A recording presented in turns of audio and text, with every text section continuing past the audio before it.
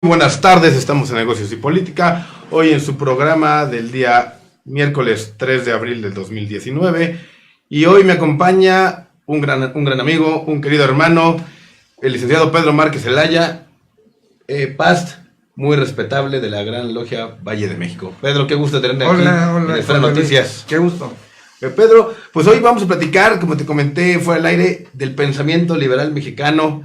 Tú eres un hombre liberal, eres un hombre versado sobre estos temas. ¿Cómo ves hoy el México del 2019 de cara a la cuarta transformación, de cara a lo que estamos viviendo en los últimos meses del nuevo sexenio? Qué bien que traes estos temas, porque para los libres pensadores siempre es un reto asumir este compromiso que siempre hemos tenido a lo largo de la historia. Es decir, todos los movimientos sociales, económicos del mundo han estado sostenidos en la fuerza del pensamiento liberal. En México actualmente se requiere una participación constante, muy afirmativa, muy aguda, muy crítica, muy comprometida con las causas sociales y especialmente con la inspiración que nos dejaron los ilustres fundadores de este gran país. Tenemos toda una evolución histórica que hay que rescatar, pero además asumir los compromisos derivados de las nuevas circunstancias económicas, sociales, mundiales. Todo esto viene implicando en el quehacer nacional, y esto es muy importante, sobre todo para los libres pensadores que nos jactamos de estar siempre a la vanguardia de las propuestas, y esto es un gran reto, vuelvo a decir. Claro. Oye, Pedro, no sé si tú ojalá le puedas explicar al auditorio, porque a lo mejor existe una confusión derivada de que el presidente Andrés Manuel López Obrador, él iguala el pensamiento liberal, su pensamiento liberal, con el pensamiento de izquierda o con la corriente de izquierda que él encabeza. ¿Es lo mismo? Puede haber algún encuentro, alguna relación, pero siempre hemos considerado que el pensamiento liberal va más allá inclusive del liberalismo, de la corriente histórica, económica, social que se vivió allá en el siglo XVIII, XIX, porque el pensamiento liberal tiene otras propuestas distintas.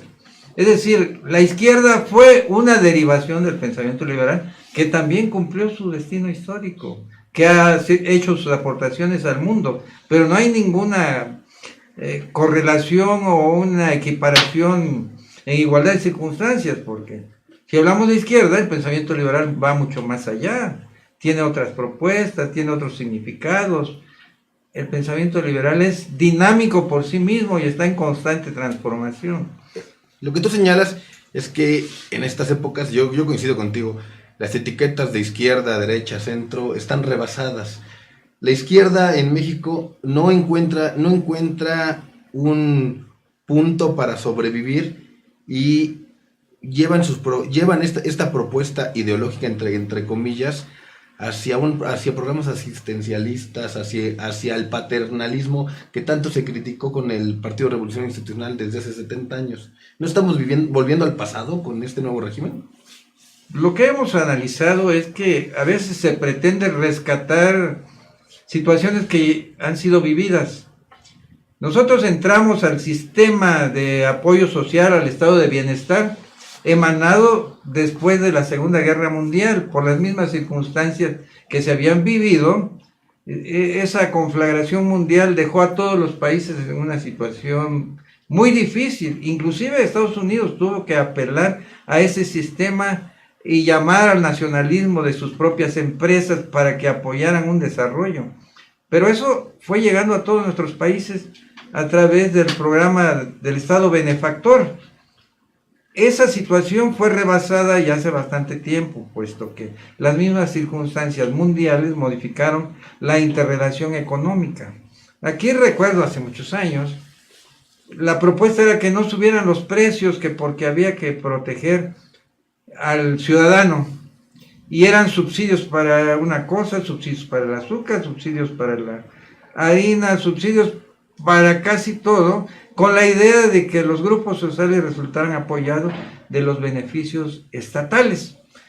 Y tenía sentido porque nosotros somos dueños de una gran empresa estatal que administra nuestros recursos del subsuelo, el petróleo, por decirlo claramente, y de ahí surgían muchos recursos para los gastos del gobierno. Era la caja chica, podemos decirlo de alguna manera. Y hasta la grande, porque en el diario, en el periódico oficial se establecía que diariamente Pemex debía aportar a la caja, al Tesoro Nacional, de una cantidad específica, como anticipo de impuestos. Claro. O sea que todo salía de ahí. El presidente Cárdenas, que expropia en 1938 la industria petrolera, era un liberal. También, él ya veía desde esos momentos a Pemex como esa caja para mantener a todo el país, porque obviamente nosotros en este país vivimos una dicotomía, ya que por ahí, por una parte decimos que tenemos un país lleno de recursos, que probablemente a lo mejor ni siquiera aprovechamos bien, y por otra parte tenemos a Pemex, que es el gran aportador de los recursos para poder mantener el gasto corriente de México. ¿Hay alguna distorsión, o hubo una distorsión histórica desde ese momento, llevar a Pemex desde crearla como una empresa paraestatal y luego productiva del Estado el día de hoy, que hoy ya no da para poder avanzar y para poder mantener a todos los más de 100 millones de mexicanos que vivimos en nuestro país? Como 120, pues ya no alcanza mucho, pero considero que en la idea del general, que fue un liberal, el general Lázaro Cárdenas, se consideraba que la empresa daría para sostener a este gran país. En ese entonces pues no éramos tantos mexicanos, pero tampoco se había calculado que es un recurso que se va agotando poco a poco. Esa situación debió considerar que además del petróleo debieron impulsarse otros proyectos productivos para sostener este estado benefactor, este estado de bienestar, porque muchas de esas situaciones que se dieron estuvieron sostenidos en endeudamientos y omitieron los organizadores, los gobernantes, impulsar otro tipo de proyectos que le dieran un lanzamiento a este país. Cuando tenemos el encuentro histórico con el nuevo sistema económico mundial, pues nos agarra desprevenidos, ni para competir con los tratados de libre comercio, claro, ni para competir con una productividad fuerte, porque además vino otro impacto, el desarrollo tecnológico de todos los demás países. Entonces nos agarran desprevenidos y nosotros todavía que tratando de vivir en aquel estado de los 60, cuando el estado benefactor era lo mayor, lo que más se impulsaba, claro, y que los campesinos y que los obreros. Ese discurso fue olvidado a partir del nuevo desarrollo neoliberal. Claro. Hoy estamos viendo también que la Cuarta Transformación intenta revivir alguna especie de tema de los sindicatos reeditado, creando nuevas centrales obreras, centrales sindicales, para empezar a controlar los votos corporativos. Cosa que funcionó hace, como tú lo señalas, hace 30, 40 años. ¿Hoy funcionará ya el tema del sindicalismo en México de esa manera? Considero que funciona para la estructura misma, para el control de los grupos. El sindicalismo merece todos nuestros respetos en tanto que represente los verdaderos intereses de los trabajadores, porque ese es el fundamento principal. Pero crear más sindicatos en sí mismo no es un resultado real, cuando lo que se trataría en algún caso específico es que hubiera verdadera democracia sindical. Claro. Pero ahí tenemos a los líderes que se han eternizado en el poder y son intocados por los controles que heredamos de manera corporativa. Y ese es un problema. En cuanto a la referida Cuarta Transformación, todavía le falta una sustancia, algo verdaderamente significativo que pudiéramos considerar que realmente se trata de una transformación, y esto lo hemos dicho en varios foros. No se trata simplemente de discursos, sino de verdaderos proyectos ideológicos y programáticos para darle una sustancia a una verdadera transformación, como las revoluciones que se dieron en el mundo. Oye, para hacer un paréntesis rápidamente, tú encabezas una asociación civil que se llama Alianza por la República. Cuéntale a nuestro auditorio qué es lo que están haciendo para participar dentro de la vida pública, ahora que necesitamos gente pensante, gente con otras ideas, gente que quiere aportar al México de la Cuarta Transformación. Sí, estamos entrando al debate, sobre todo en temas muy definidos y muy específicos. Nosotros consideramos que toda la ciudadanía debe ser participativa y de ahí que Alianza por la República está defendiendo esos principios fundamentales de nuestro país. Es decir, hay unos principios establecidos en nuestra Constitución que hay que respetar. Los principios republicanos que vienen con la evolución histórica del país. En todo caso, nosotros debemos considerar el respeto a las garantías de legalidad, a las garantías que tienen todos los ciudadanos actualmente sus derechos humanos, pero además temas de gran importancia como es la educación, la economía. Hubo un foro hace algunos días que tuve oportunidad de acompañarlos en el tema de la educación.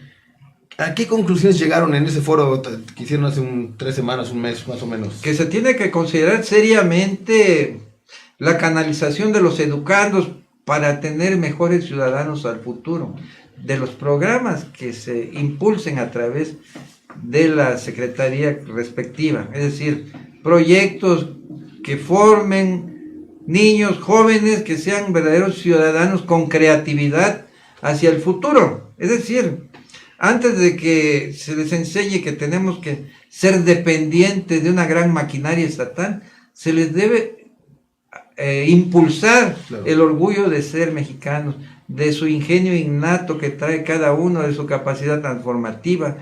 En otras palabras, educación en libertad para que sean mejores ciudadanos en su entorno, participativo, con compromiso social, pero además con capacidad para hacer que este país sea desarrollado y verdaderamente alcance niveles de satisfacción entre la ciudadanía. Oye, entonces, por lo que entiendo, ustedes consideran que el sistema educativo como está hoy y las propuestas que se hicieron en los últimos años, la reforma educativa que ya se está desmantelando el expresidente Enrique Peña Nieto, está rebasado. Y tal vez estas reformas y contrarreformas que ahora se están impulsando, ahora con sentados en la mesa con los de la Coordinadora Nacional de Trabajadores de la Educación, los del Sindicato Nacional de Trabajadores, hacia dónde, al final del día me parece que es una disputa política, una disputa por espacios, más que por mejorar la calidad educativa y crear a través de la educación una mejor sociedad. De acuerdo. Hay una gran cantidad de teorías respecto a la formación educativa.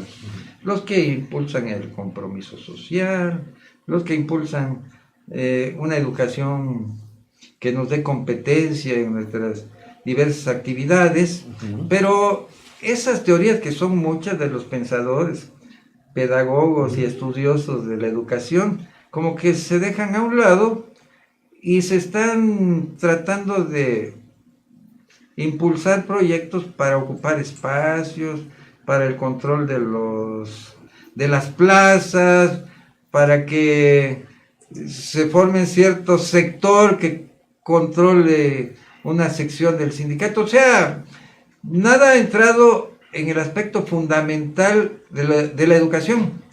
Y aquí señalo, el grupo actual, Morena, o los que están con el presidente, lanzaron 20 puntos sobre la educación, de los cuales solo como 2 o 3 son verdaderamente puntos, sobre todo el que se habla de los rescates, de revalorar al magisterio, que estaba siendo como eliminado sin mayor respeto para ellos, pero la verdadera sustancia de la educación está en los programas educativos o en lo que llaman la currícula o el currículo. Claro.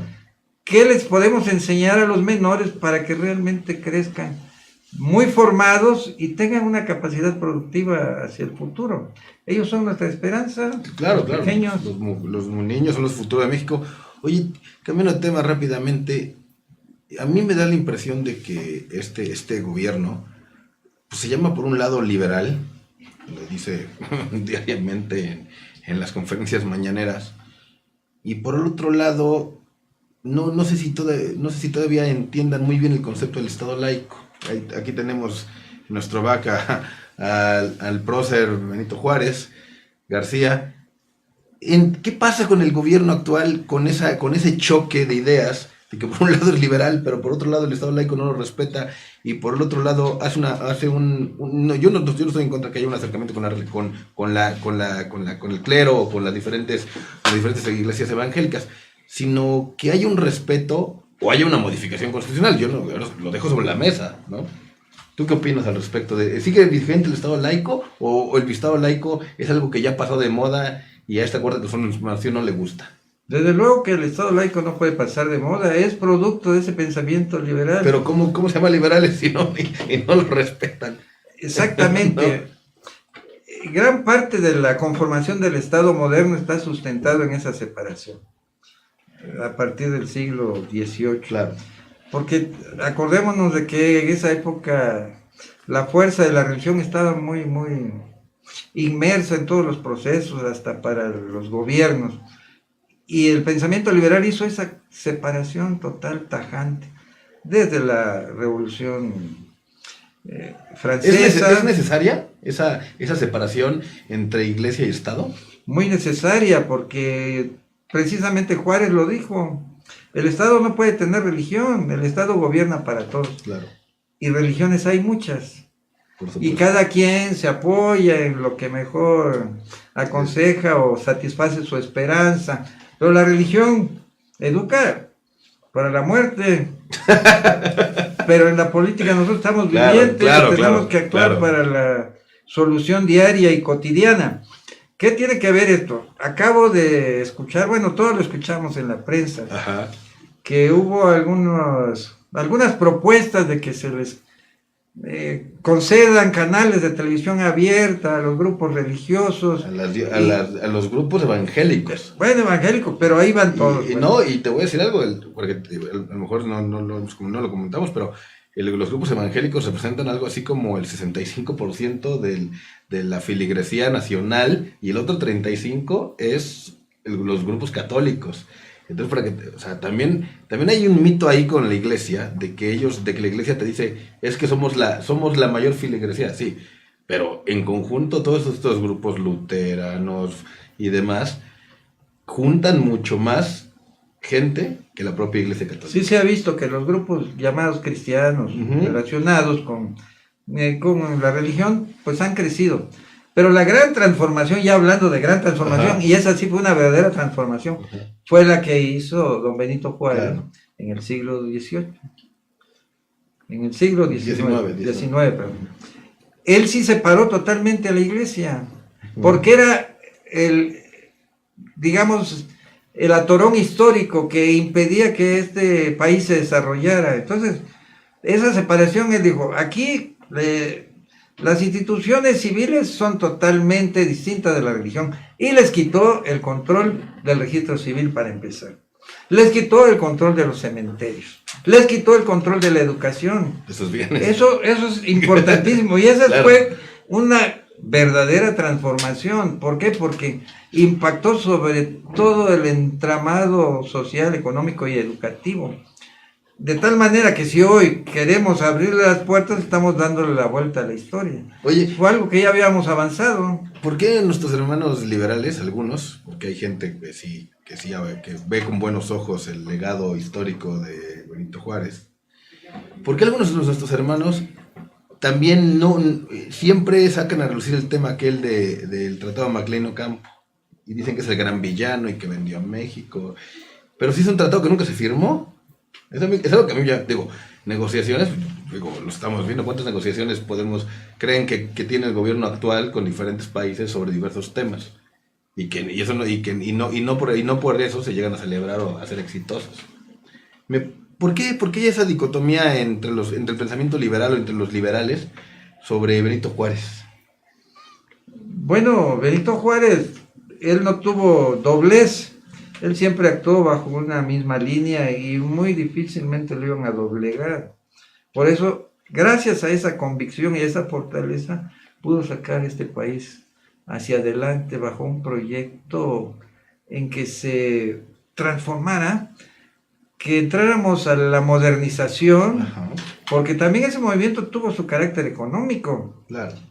Gran parte. Las bases para que llegara Porfirio Díaz. Claro, Porfirio Díaz cosechó lo que ya había sentado Juárez, pero recordemos que el clero tenía controlado la gran cantidad de tierras acá y no las dejaba producir. Entonces, la primera acción de Juárez fue desamortizar, no quitárselo. Desamortizar quiere decir que dejaran de estar en manos muertas y empezaran a producir, y les decía, tienes que rentarlos, tienes que hacer que produzcan. Eso fue, digamos, la primera acción de la ley Lerdo. Combatió los latifundios. Bueno, posteriormente, pero esa vez estaba todo acaparado por el clero. Entonces, ¿sabes qué? Que produzca la tierra para que se genere la circulación del capital. Y eso pues inconformó a los grupos clericales. Posteriormente ya sabemos que se dio la lucha y la guerra de los 3 años, luego las leyes de reforma que vinieron a enmarcar todo el contenido social y político de nuestro país. Pero ya en esa lucha, como ya estaban confrontadas las posiciones, se fue emitida la ley, ahora sí, de nacionalización de todos los bienes. Oye, y bueno, tú comentabas hace un momento, Porfirio Díaz. Porfirio Díaz cosechó mucho del trabajo de Juárez, estuvo 30 años en el poder. Como liberal que era también, ¿fue un héroe o un villano para ti, Porfirio Díaz? Tuvo sus dos partes, pues él fue héroe de las batallas contra la intervención francesa, un soldado tremendamente estratégico y defensor de la patria. Yo creo que ¿Construyó la modernidad del siglo XX mexicano? Hizo generar inversiones y empezó lo que también tenía que hacerse por una circunstancia del desarrollo histórico, modernizar el transporte, hacer la producción. Tal vez lo que se le critique a él es que hubiera una similitud con el actual sistema neoliberal. ¿Por qué? Porque le dio preferencia a los grupos capitalistas, claro, a las empresas. Claro. Gran parte de su problema fue ese, la huelga de Río Blanco, claro, y Cananea. Sí, de 1905, por ahí, ¿no? Ese ya fueron problemas en que se dejó de atender las necesidades de los trabajadores y se preferiría a las empresas. Y eso fue gran parte del problema. Y el otro, ahora sí, la acaparación de tierra de los llamados latifundios, que ese fue el otro problema que le reventó en la mano. ¿Y no se supo retirar a tiempo?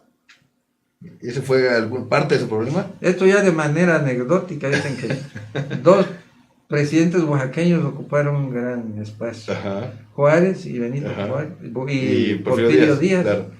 Los dos prolongaron su mandato, uno por necesidades de la lucha en que andaba en su carroza. La presidencia itinerante. Pero el otro, pues porque le gustó tener el control del poder, claro.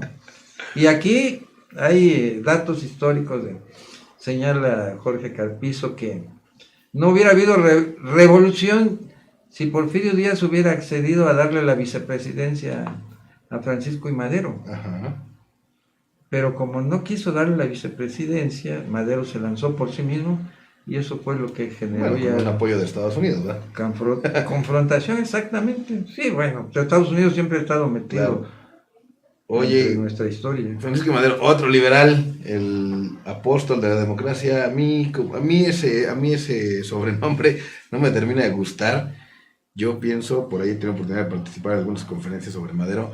Me parece que Madero tuvo muchos errores. Humor, a pesar de que dice que no perdamos el buen humor, no toma bien las críticas que se le hacen a su gobierno, a su forma, a su particular estilo de gobernar, a sus decisiones. Han sido polémicas en 4 meses, ha tomado decisiones muy polémicas que han generado un menoscabo económico fuerte, una contracción de la economía. Y bueno, volvemos al mismo, hablar de liberalismo sin hablar de progreso económico me parece un sinsentido. ¿Cómo se puede reconstruir México en base a este liberalismo que entiende el presidente? ¿O cómo la sociedad podrá ir avanzando con otras corrientes de opinión o con otros canales como lo que están haciendo ustedes en Alianza por la República? Sí, para que impulsemos una idea programática bien definida respecto al pensamiento liberal, debemos captar todas las circunstancias que estamos viviendo. Tenemos a un presidente de la República, vamos a considerarlo de buena fe, en el sentido de que... ¿A poco en política hay buena fe? Lo pretende aplicar de manera genérica. Bueno, lo podemos considerar así en el sentido de que teniendo los controles Madero era de muy buena fe y ve cómo terminó. Pero teniendo los controles del gobierno, pudiera dentro de todas las propuestas sacar algo que beneficie a la sociedad. Eso es una parte. Ahora, ¿cómo el pensamiento liberal puede colaborar en darle un significado, un proyecto, un desarrollo? Tiene que tomarse en cuenta múltiples circunstancias, pero especialmente que ya no somos el país de 1917, claro, que nos ha rebasado inclusive el proyecto económico mundial, que estamos sujetos al impacto de los países que manejan los controles económicos, que estamos sujetos a las leyes del mercado. Pero además tenemos dos grandes revoluciones, la revolución de la informática y la revolución del conocimiento, porque actualmente con esos elementos se pueden ir construyendo nuevas formas e interrelaciones. Casi podemos decir que la informática es parte sustancial de lo que pueda suceder, porque si se acabara la información quedamos como mudos, como ajenos a cualquier aviso de lo que pudiera suceder, ni de los avances científicos ni tecnológicos, se apagaría todo. Pero ¿cómo nosotros podemos asumir ese compromiso tomando en cuenta esos desarrollos tecnológicos a través de la informática, pero a través de los desarrollos científicos? Porque hay ideas de que se pretende prolongar el espacio vital del hombre, de hacerlo vivir ya no 70, sino más de 100 años de manera productiva, por decir algo. Eso es parte de lo que se debe estudiar. No pagar jubilación. No pagar jubilación, pero además, si lo mantienes en buena salud, puedes todavía generar proyectos y puede generar aportaciones para su sociedad. Ese es un aspecto. Ahora bien, ¿cómo entendemos la geopolítica y la geoeconomía? Porque desafortunadamente nosotros formamos un bloque de América del Norte. Claro. Pero también del otro lado del Atlántico, del Pacífico, está Asia y están los países desenvolviéndose y está en crecimiento una nueva potencia mundial. ¿Cómo nosotros tenemos que impulsar un proyecto que englobe esas propuestas económicas, la correlación política, la libertad del individuo para las definiciones en la sociedad e inclusive entrar a los proyectos democráticos para hacer más transparente las posibilidades de la manifestación de todos los ciudadanos? Alianza de la República es un espacio plural en donde se pretende escuchar la participación de toda la ciudadanía, porque no podemos generalizar. No sabemos qué sucede en un rincón de Tabasco, por decirlo, o de Oaxaca, donde las circunstancias son distintas de la colonia Condesa de la Ciudad de México. O sea que son necesidades distintas que deben ser englobadas en un gran proyecto global para que pueda el pensamiento liberal realmente hacer un impacto. Decíamos la educación. Si nosotros formamos verdaderos ciudadanos con capacidad productiva, no vamos a esperar mucho. Una generación son aproximadamente 20 o 25 años, y ya tendremos el efecto de una nueva formación ciudadana. La educación, lo platicamos hoy el sistema educativo no forma líderes, me parece a mí. Hay que buscar otros espacios para formar los líderes. Por ahí vemos en Venezuela que hoy encabeza un movimiento importante, Juan Guaidó, nuestro querido hermano, que bueno, obviamente él construyó este movimiento en relación a la inconformidad y a la hiperinflación que viven allá, la carencia que viven de alimentos, servicios y muchas cosas más, y vejaciones propias de un dictador como Nicolás Maduro. Es un ejemplo claro de un liberalismo que está dándole salida a una necesidad social. En México, ¿qué está pasando? Porque, vemos esfuerzos como el de ustedes, que son esfuerzos que van mucho más de la mano de la academia, mucho más de la propuesta. Pero también por el otro lado, yo también he visto que obviamente muchos liberales que conocemos, pues hacen ese liberalismo dentro de las logias, pero a mí me parece que dar ese liberalismo dentro de las logias no aportas nada a la sociedad. Yo pienso que el pensamiento liberal es de acción y dinámico, como tú lo señalas, no no de que estemos encerrados arreglando el mundo y salgamos a la calle y no movamos un dedo. Sí, en efecto, hay muchas circunstancias que se tienen que cambiar. Desafortunadamente, la hermana República de Venezuela está sufriendo las circunstancias de un gobierno que erróneamente ha incumplido con algunos compromisos, o las presiones que se llaman internacionales también lo han encauzado a tener problemas. Pero siempre hemos considerado que mucha de la solución de Venezuela se debe a esto mismo que estamos hablando. Si nosotros, en lugar de ser manipulados o controlados por un gobierno vía subsidios o vía regalos o lo que sea, hacemos nuestro verdadero análisis y entendemos cuál es la verdadera salida, difícilmente caeríamos en esas necesidades que tiene un país, como se está viendo en este momento, porque ese es parte del trabajo que debe hacer la sociedad organizada. Si nosotros reclutamos, compilamos información suficiente sobre los diversos tópicos, llámese lo económico, que es uno de los temas, pero también lo social y lo cultural, que son un engranaje que nos van formando. Claro. Si eso lo hubiéramos aprendido nosotros cuando fuimos educados, que nuestro compromiso era con la sociedad y que debíamos limpiar nuestra calle, por decir algo, las calles estuvieran limpias. Claro. Pero nadie se preocupó de eso. Entonces, si hubiéramos recibido la educación que la economía es responsabilidad de todos los ciudadanos, pues a lo mejor todos tuviéramos una pequeña empresa o tuviéramos una forma de defendernos contra estas limitaciones. Eso es parte de un trabajo que nosotros todavía estamos a tiempo. Y yo creo que los venezolanos lo pueden corregir, porque la máxima fuerza de un pueblo, de una sociedad, es su soberanía. Claro. Si ellos deciden ejercer su soberanía, quitan al que esté y ponen a la persona idónea que dirija el país. Así es. Pues, a Juan Guaidó en Venezuela, pues es público que se le ha fondeado el movimiento. Le mandaron, el gobierno norteamericano, por ahí el Congreso les mandó $20 millones a principios de enero. Entiendo que les han estado mandando dinero para fondear un movimiento de este tipo, que los movimientos sociales no son gratuitos. El que piense que va a mover una estructura, que va a mover una asamblea, que va a mover de boca en boca algo, está equivocado. Desgraciadamente todo este tipo de cosas pues requieren dinero y requieren apoyos externos, ¿no? Aquí lo que llama la atención, obviamente, es que parece que los liberales hoy en México estamos dispersos, o no queremos participar, o estamos mejor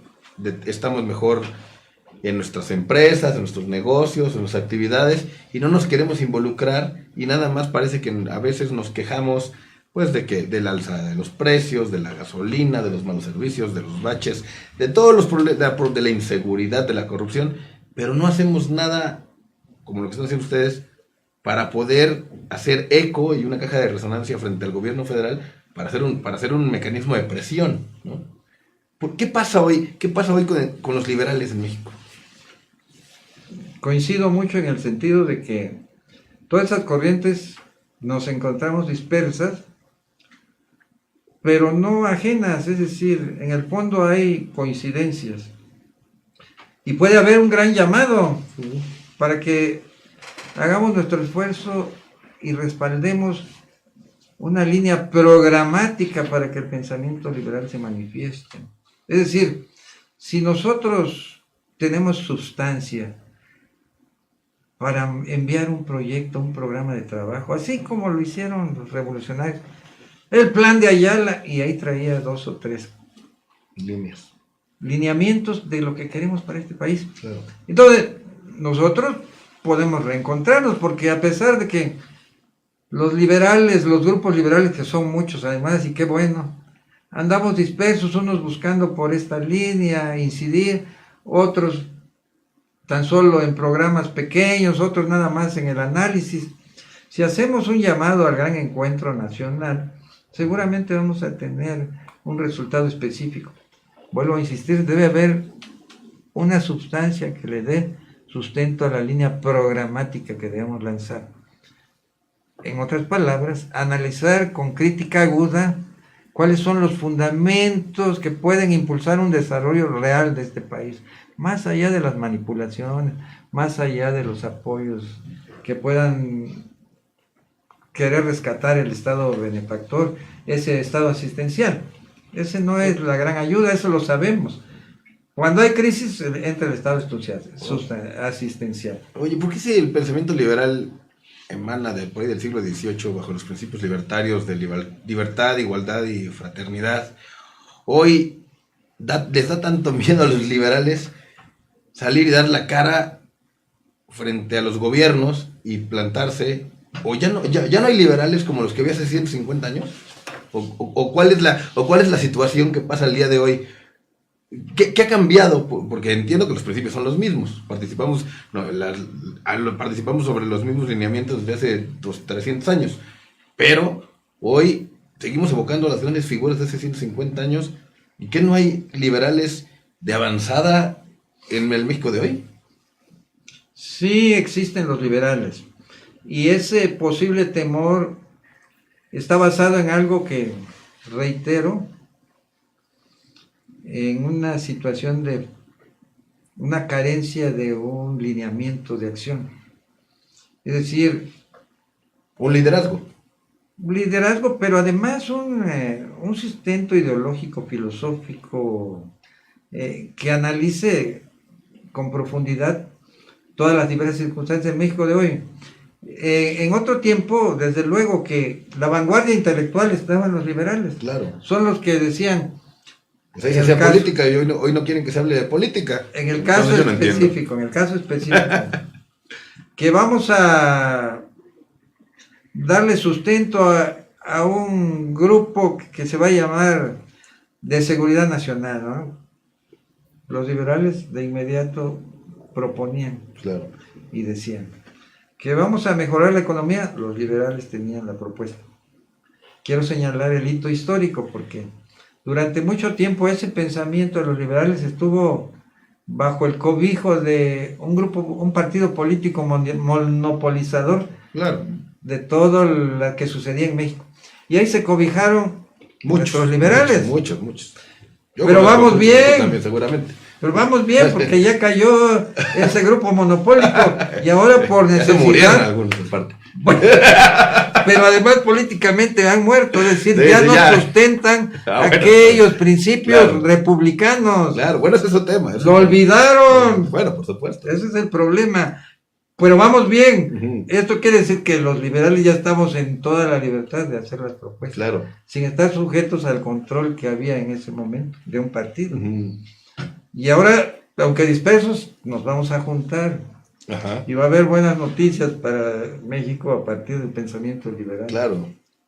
Yo también me ha tocado que he tenido la oportunidad, así como tengo el gusto de conocerte desde hace muchos años, pero he conocido también otros liberales que luego también me llama mucho la atención, que se presentan como los líderes de todos los liberales. Y pues bueno, yo entiendo que en el movimiento liberal mexicano pues hay muchos liderazgos. Hay mucha gente valiosa, hay gente que participa mucho más de cerca, hay gente que es mucho más alejada de los temas públicos, políticos.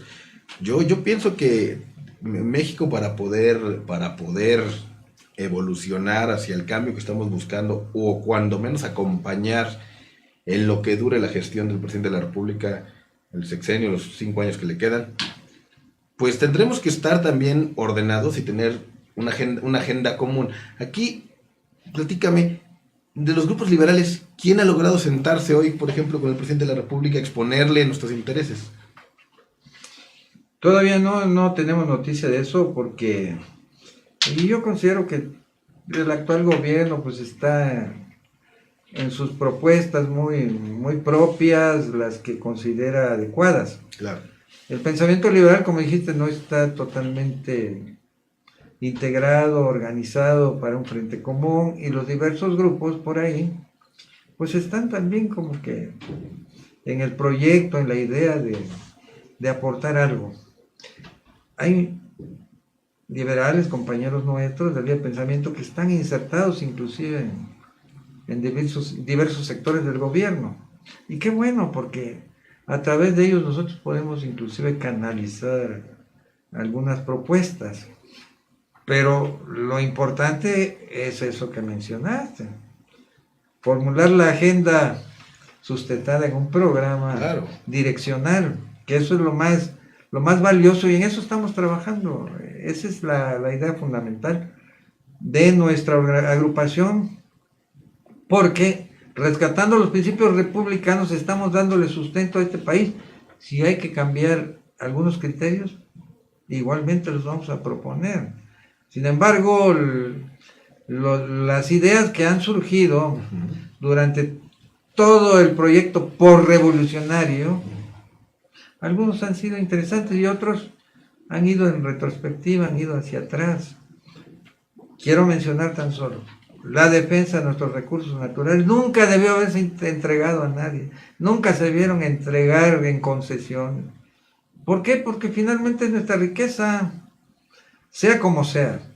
Nosotros de ahí podríamos sacar una mayor ventaja en nuestra autoproducción, ¿no? Que siendo un país productor de petróleo estamos pagando el combustible muy caro. claro. Y es más, compramos combustible. Por supuesto. O sea, eso ya hay es un problema ya de gas ahorita también, de abasto. es absurdo, o sea, no cabe. Y como no tenemos nosotros ni energía suficiente, quiero decir, energía física, claro. o ganas para hacer producir nuestra infraestructura, pues se lo damos a los extranjeros para que ellos lo hagan. Pedro, tú encabezaste la muy respetable Gran Logia Valle de México en el periodo del 2005 al 2008. Hoy ¿dónde está la Gran Logia Valle de México en la participación pública y hacia dónde se pudieran definir para los siguientes años para participar en la vida pública? Yo entiendo también que muchos de nuestros queridos hermanos no son muy afectos a la cercanía con los temas públicos, pero como lo hemos platicado aquí ya casi una hora, pues también es necesario que el liberalismo y la masonería se inserten dentro de una manera dinámica en la vida de nuestro país, como lo hicieron los grandes próceres que señalamos hace un rato, ¿no? ¿Hacia dónde van Valle de México? ¿Hacia dónde se está construyendo? ¿Qué está pasando ahí? Pues Valle de México es una institución masónica que forma parte de una integración mundial, es decir, la masonería es una fuerza de pensamiento que se extiende por todo el mundo. Y hemos comprobado esto porque en los encuentros internacionales surgen ideas encaminadas a la defensa del ser humano, hacia el humanismo especialmente.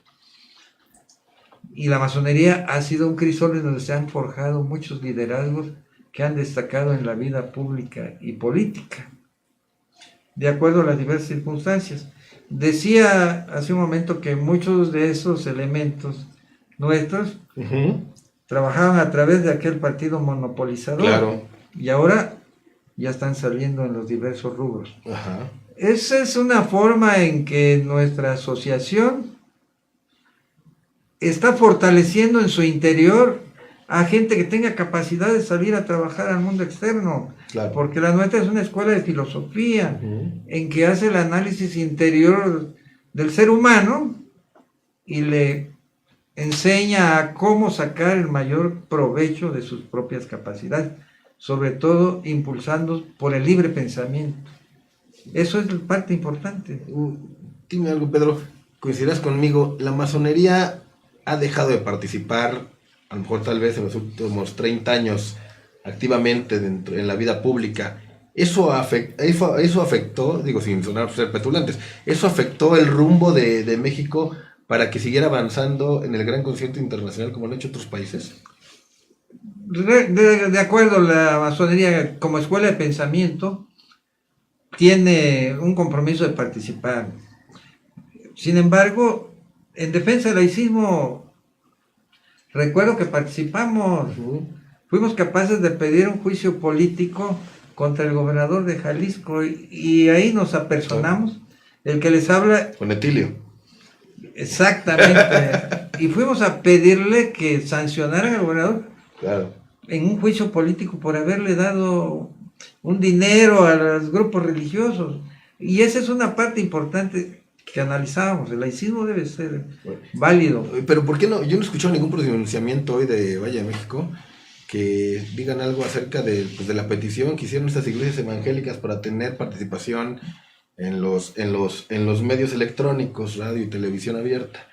¿No sería bueno que también que se apersonaran y dijeran algo? O sea, una manifestación. Bueno, eso pudiera ser, pero igual lo hacemos los masones. Y yo, el que les habla, Uh-huh.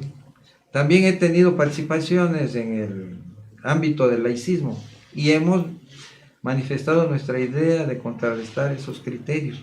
Ya tenemos apalabrado la posibilidad de hacer un foro en defensa del laicismo, Claro. que Muy necesario. pronto a través de este medio, si nos Encantado.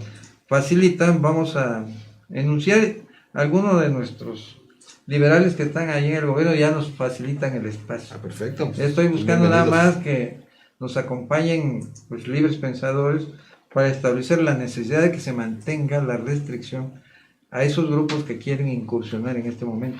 Que la religión no es política. Claro, bueno, que vayan a defender las almas, pero que nos dejen a los nosotros, pastores, los ciudadanos de pie, las ovejas. de a pie, para que participemos en la organización social. Pero es que, por ejemplo, vemos el semanario desde la fe de la Arquidiócesis Primada de México, pues que es un panfleto político semanalmente. Entonces, pues yo, salvo su mejor opinión y como gente vinculada a los medios de hace muchos años, pues también considero que, tú lo sabes, en la política los espacios vacíos se llenan, y si la masonería y el pensamiento liberal no está ahí presente día con día manifestándose, pues difícilmente el presidente de la República o su gabinete o su séquito pues va a tomar alguna propuesta que se le haga debidamente, ¿no? Porque a lo mejor no sabe que existen, porque Exactamente. no se han presentado, no han dicho esto. Y en ese sentido me permito decir que en varios foros solicité la creación de un Instituto Nacional de Laicismo. Sí, por ¿Con supuesto. qué? Con la finalidad de vigilar el respeto a las instituciones laicas, así como hay instituto para las mujeres, Claro. instituto de la comunicación, pues un instituto de laicismo, porque es parte de nuestras No, pues es la Constitución, instituciones, claro. la Constitución, no estás pidiendo nada fuera de Eso la ya Constitución. está propuesto en la Cámara de Diputados en 2 o 3 ocasiones. Pues hay que repetir, Lo reiteraremos. hay que buscar los canales adecuados en el Congreso de la Unión, pues para revivir esa propuesta, Pedro. Y bueno, pues ya estamos a punto de irnos, Pedro. Cuéntanos qué viene para Alianza por la República, qué eventos tienes, dónde los encontramos. Cuéntanos. Bueno, aprovechando ya que estamos aquí en este foro, en este espacio de comunicación, el próximo 30 de abril vamos a tener un foro sobre seguridad pública y procuración de justicia. Esto va a ser en una universidad que está ahí en la colonia Roma, Okay. donde celebramos la vez pasada. Perfecto. En su momento diremos a conocer el programa. Excelente. Y es un tema también de gran interés porque a todos los ciudadanos nos preocupa la seguridad de todos nosotros y que se apliquen y se castiguen los delitos que se generen, ¿no? Por eso vamos a llamar a gente experta en el tema y que nos orienten. Todo esto se compila y esto lo haremos llegar a las instancias correspondientes. Va a ser el 30 de abril a las 5 de la tarde en la universidad que está aquí en En la colonia Roma, ya les mandaremos la invitación, ya Claro. haremos aquí, lo estaremos informando en nuestros diferentes espacios, el evento de Alianza por la República de Seguridad Nacional. Una última conclusión, Pedro, antes de irnos. Y el segundo va a ser el encuentro del laicismo que vamos perfecto, a tener también lo estaremos ahí informando. en el auditorio de la Asamblea Legislativa, ahí en el excelente. Nero Zócalo. Excelente, en Donceles, ahí también. Sí, pero tienen su auditorio ahí frente al Zócalo. Ah, ok, perfecto. En el Benito Ah, Juárez. sí, perfecto también. Y claro, invitar a los ciudadanos a que se integren a nuestro grupo, Alianza por la República, en el cual se Tienen su respetan página de Face. todas las opiniones, claro, Claro. en el Facebook está Ahorita se las subimos Alianza también por la ahí. República, Excelente, claro, y tenemos también nuestra página, alianzaporlarepublica.org. excelente. Pues ahí síganla. Yo te vamos a subir los links a nuestra transmisión para que los vean. Pero bueno, Pedro, pues ha sido un gusto platicar aquí contigo el día de hoy. Seguiremos Como siempre, participando. mi Muchas hermano, gracias qué por gusto. el espacio. No, pues aquí estamos. Yo soy José Luis Benavides. Esto fue Negocios y Política del miércoles 3 de abril del 2019. Y nos estamos viendo la próxima semana. Y adiós.